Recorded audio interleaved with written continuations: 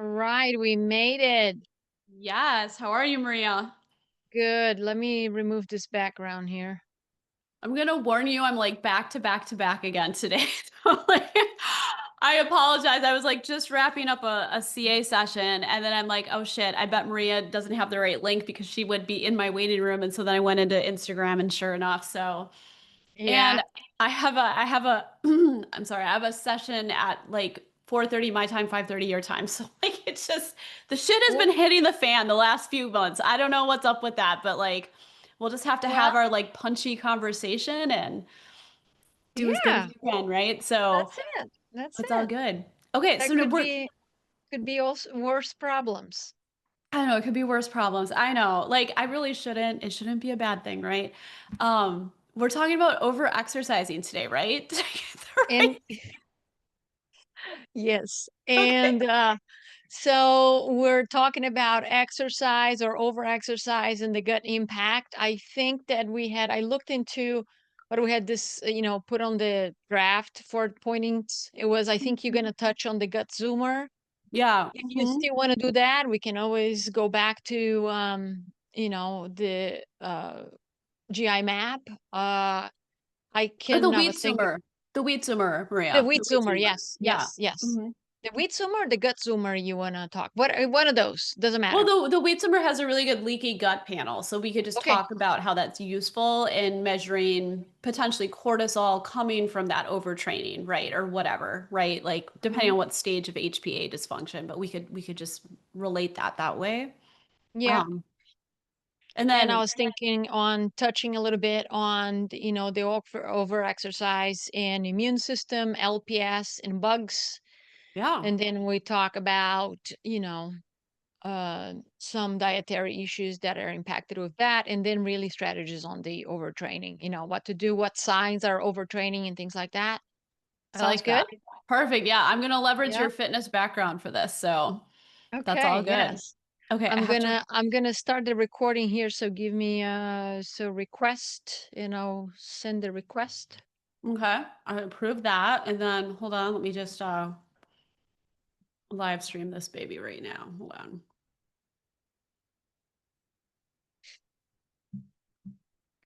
It always asks me for a description to put with this thing. So just give me 1 second. I gotta Yeah.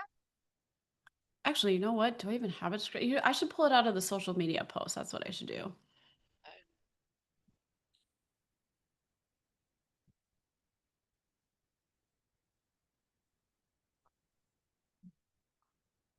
Oh, And then I gotta I have a session after hours until like 8 o'clock. Jesus. Oh my god, do you today, Maria?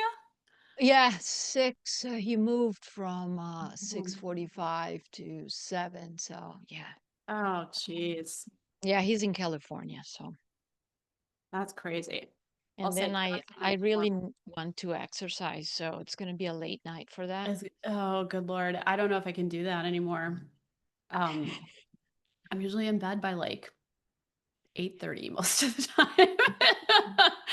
But I'm up at 4:45 in the morning too. So Woo! yeah, I'm ready by that point. Okay. Wow. We are live, Maria. Here we are. Love it. Awesome. Here we are. We love it too. Yeah. Okay. Are you ready? We are going to talk about overexercise and gut healing as well as hormone health, because that's kind of your shtick, right? And try to just give a nice little punchy conversation today because we've got kind of a just back to back day today, don't we? That's so good. We're here to share some thoughts, and that's what we're gonna do. Yeah, awesome. Well, how should we open this? Should we talk about well, since you have kind of more of the actual legit fitness background as a trainer and stuff, why don't you just talk about what actually constitutes over exercise? Because I think that's a relative term and a lot of people don't even necessarily know what that means or if they're doing it, right?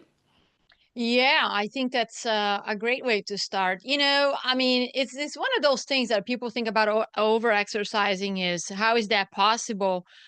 Or, why would I, as a normal person? You don't have to be an athlete, right, to overtrain. You can be a busy person, a business leader, can be a professional, and you're doing multiple things in your life. From, yes, working out, because, hey, we all know that exercise is important, but then you're juggling 1,000 other things, including a busy career. So it normally, when we think about how are we going to feel, for overtraining. So there is some signs, even without the tech, and we can touch about the tech to help us on that, Mhm. right? Because I think when we see tech is fantastic, then we start pay attention. It's almost like an accountability. Yeah. And when we're going to see that we're overtraining is when we're starting to feel like even tired, and there is Mm. a relationship with with our digestion, because the vagus nerve is right here on the brain, right, and communicates with our digestion system, and that communication go back and forth all day long, right, top and down. So there is like 80% of your digestion, that communication between the vagus nerve and the digestion is 80% from the microbiome, Mhm. digestion to the vagus nerve and to the brain, and then 20% brain down. Mhm. Okay. So that communication goes on all day. So you will be feeling maybe bloated, you know, or even stuck on your journey. And how many people, you probably have heard that too, that they're like, I exercise every day, I'm moving every day, I'm eating, I'm doing all the right things, and I'm stuck. Have you come across people like that? Oh, for sure, Maria. Yeah. Yeah. So, oftentimes it's recovery debt. The output is way greater than the recovery. Mhm. And we're just not understanding why. And another symptom that often happens in this is like the person is feeling like it takes a while to recover, meaning that Mhm. soreness in the body. 3, 4 days, you're still damn sore. And it says, what's going on, right? Should Yeah. be like that? Yes. I mean, there is some soreness involved when we push, to fatigue the muscles, Mhm. but should be lingering for 3, 5 days? No, we shouldn't. The body should be all equipped, and recover to maybe a day of soreness and then move on, you know?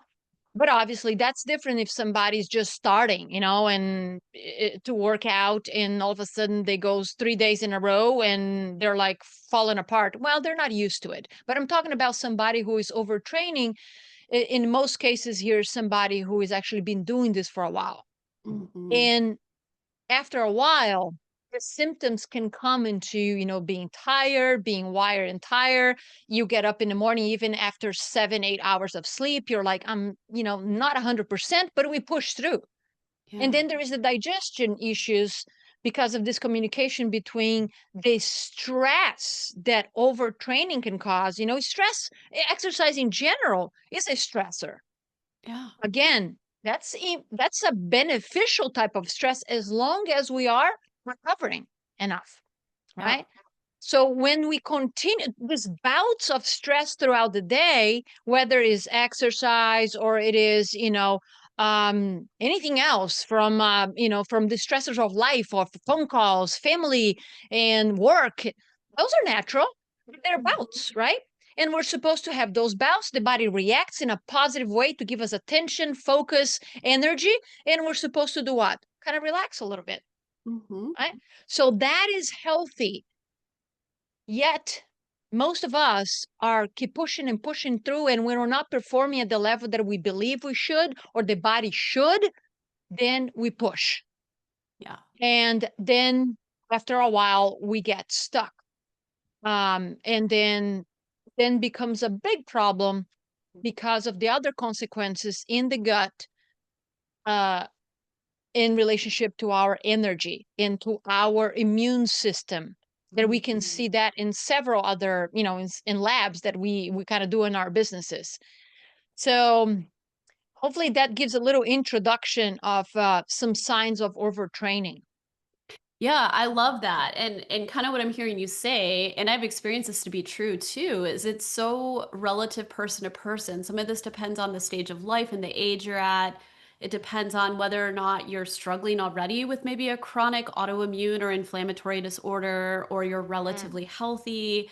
And all of those demands on that energy pool, whether they're mental demands like, say, running a business, or other mental demands like, say, parenting kids, or who knows what, right? Like that, if it's creating a lot of distress hormone output over the day, is going to lower your overall capacity to potentially engage in intense and prolonged exercise because it's still drawing on that same pool of energy, right, Maria? Yes, that is correct. And if you think about how do we recover, well, it's gonna be, yes, we can have this short recoveries throughout the day. I calling timeouts, throughout the day, but Yeah. is overnight. Yeah. The growth overall in our muscle and health and recovery is during that times of sleep.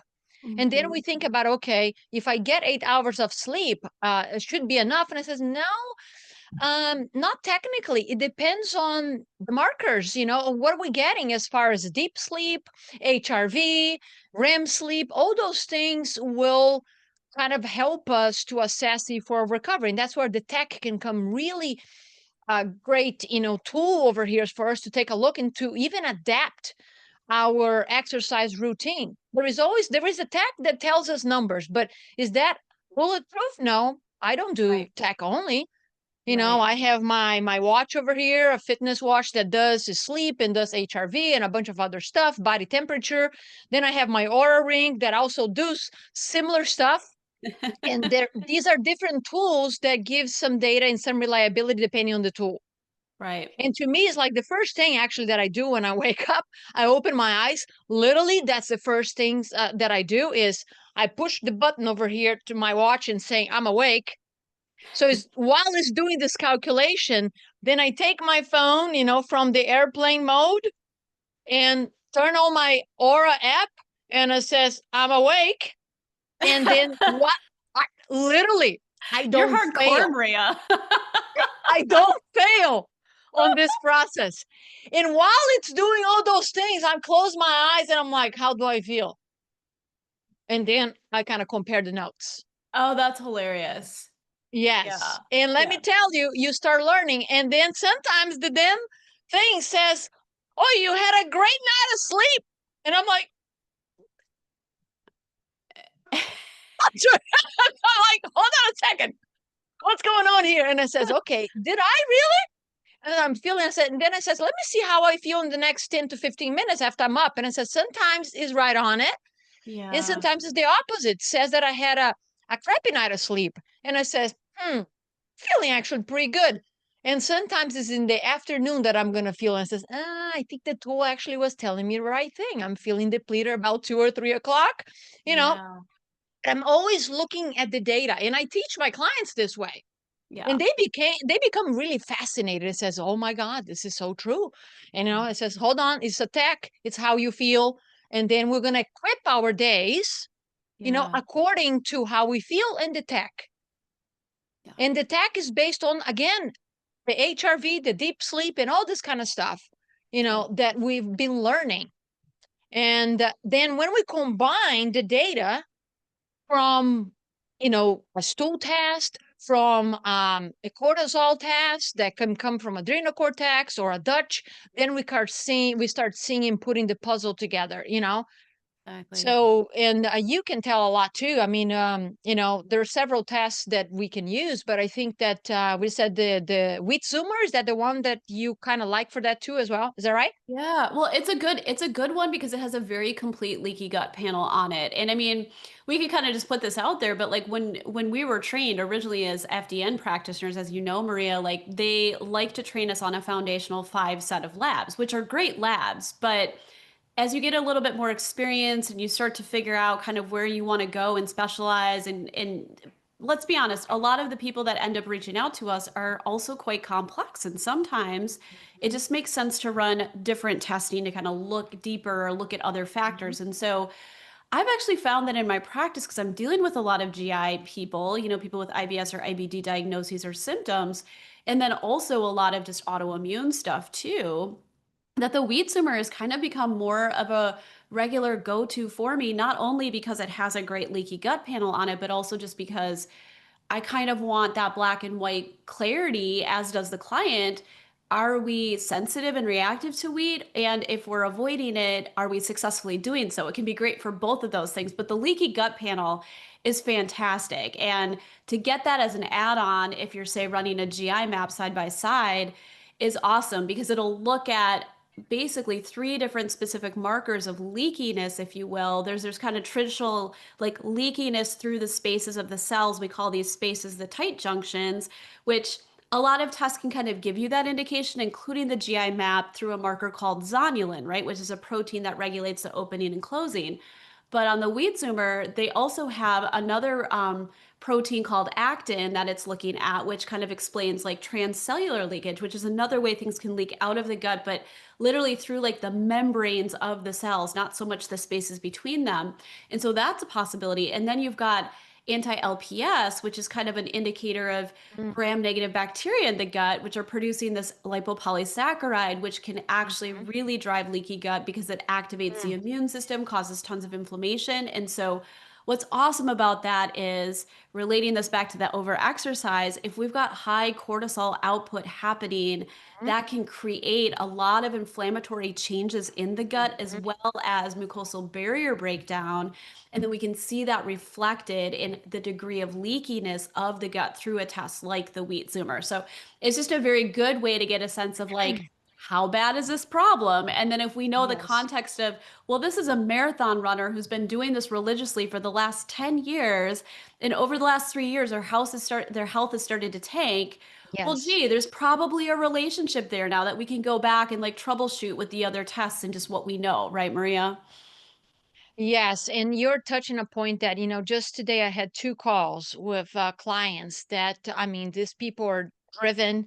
They love to exercise as much as I do, and there is a lot of LPS showing on their stool test. There is also LPS showing on, gut, KBMO, food Oh, sensitivity fit test. test, Yeah. which I really like that test actually, It's to a be nice honest, test. Yeah. because it gives insights into candida, zonulin, gluten, and also LPS, Hmm.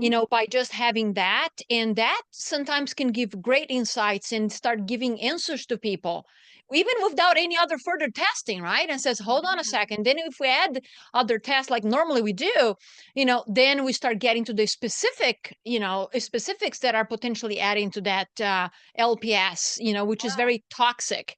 Right. And then you start then having a conversation with people. What is your habits? How your life has been, like an example you just gave. But Yeah. for folks who are driven, and love to exercise, including myself, we have to watch those things because it may Mhm. take years. Everybody has a different, like, one individual today, I was talking to him and he was like, my immune system, your immune system, you probably from your genetics, including, it's strong, but we have a lot of LPS bacteria Oh, in yeah. showing everywhere, from the food sensitivities to several bacteria on his GI map showing, LPS. And obviously, he joined a program because he's not feeling his best.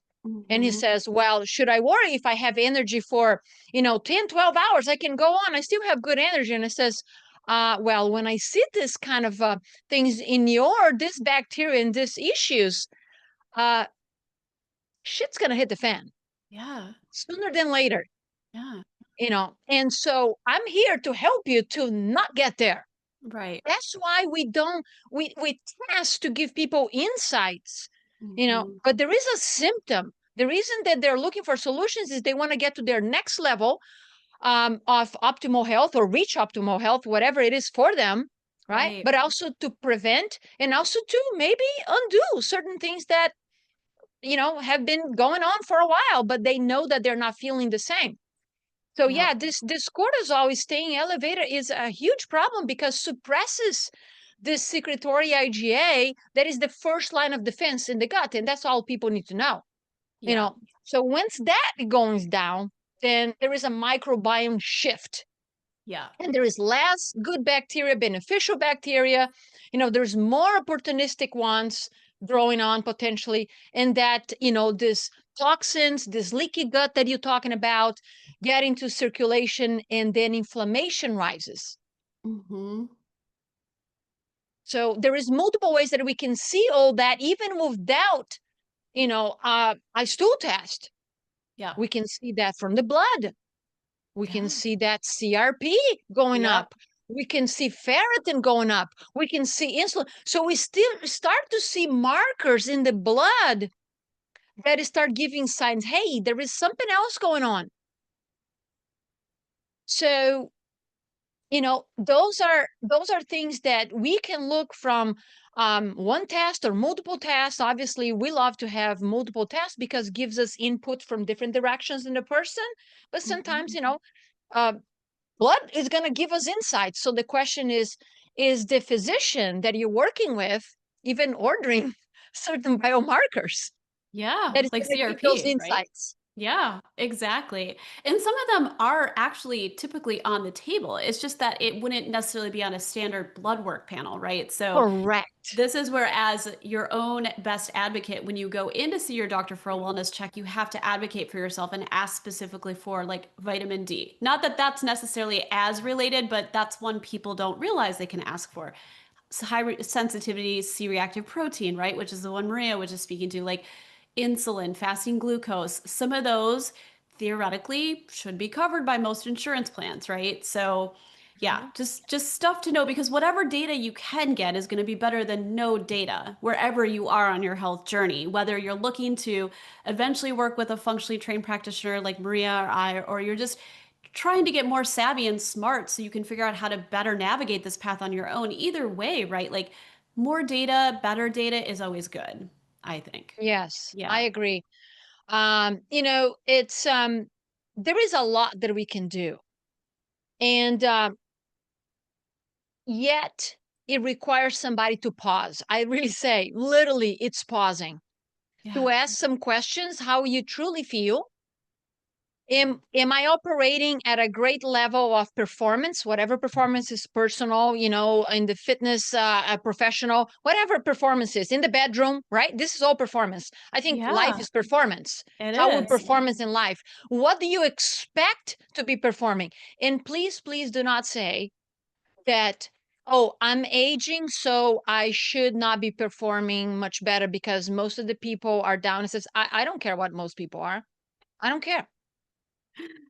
I don't want to be, compared to most people. I really don't. I wanted to continue, for myself and for you, listener, right? To Hmm. thrive for better and better. So don't quit asking the questions, and don't quit thinking that you're lacking energy or that you're aging, because that's not it. Yeah, That's exactly. not it. So we have to look into multiple avenues to get the data, because the data exists. Yeah, It's pausing and say, how do I feel? How I would like to perform? What areas in my health, once I pause, I notice that are not maybe at par, exactly. Yeah. right? And overtraining could be one of them, because you just love it and you think that you're doing good. But more doesn't mean, you know, best a lot Right. of times. Yeah. So a few things to kind of look into. I know that we have to close over here soon. A few things that I wanted to mention to people is, like, pay attention. If you have a device, like a fitness tracker that has HRV, and obviously is going to track your heart rate, regardless. HRV is heart rate variability, basically the variability between your heartbeats, which is going to be a signal for you to be in a fight or flight or recovery. Basically, is how your autonomic nervous system is recovering. Are you always in the go, go, go, go, right? Or you're able to rest. So those things are measured overnight oftentimes, right?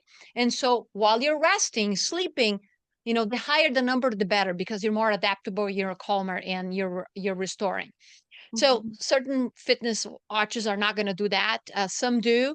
Check it out. If you have an Aura ring, that's fantastic for you to do it. But other things that you can do simply is just check your heart rate. If you notice that your heart rate is usually than normal, with the same intensity, ding, ding, ding, ding, ding, somebody's off. Yep. Maybe I am not recovering well. I'm pushing too hard. Is that hydration? Is that sleep? Is that maybe, the fuel from food, because that's important, you know? Has the performance plateau by any chance? Or decline despite you still hitting the gym, on a consistent basis like you always been? Like the soreness, joint stiffness for the last, I don't know, 3, 4 days, you know, feeling flat. Those are kind of things that you can ask yourself, pay attention to it, and then start saying, okay, this is not the same. And, these are starting points, because eventually those kind of things are going to transfer into, morning fatigue, right? You're starting to crave more food. The 7 to 8 hours is not the same. You don't wake up, feeling like, yippee, your digestion, like we said, feels off, could be from reflux, bloating, irregularity, constipation, even, right? Things like that.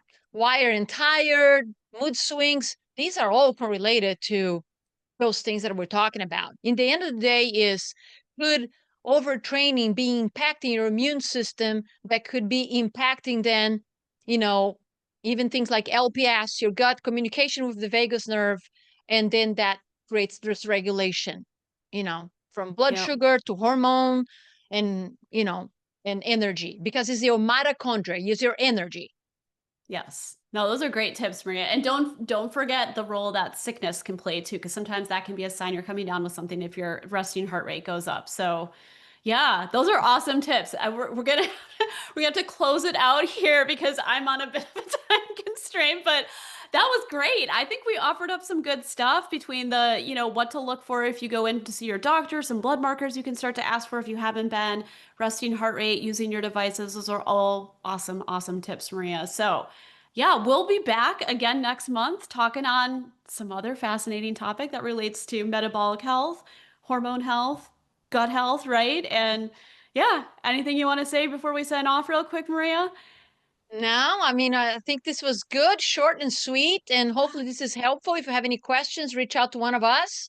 Yeah. We're always open to, answer questions and have a call to Yeah. discuss anything you want to discuss. Please submit questions. We'll answer them on the next one. That would be amazing. All right. Well, good to chat with you, Maria. We will touch The base next same. month then, okay? All right. Yes. Have Bye-bye. a good one. Bye.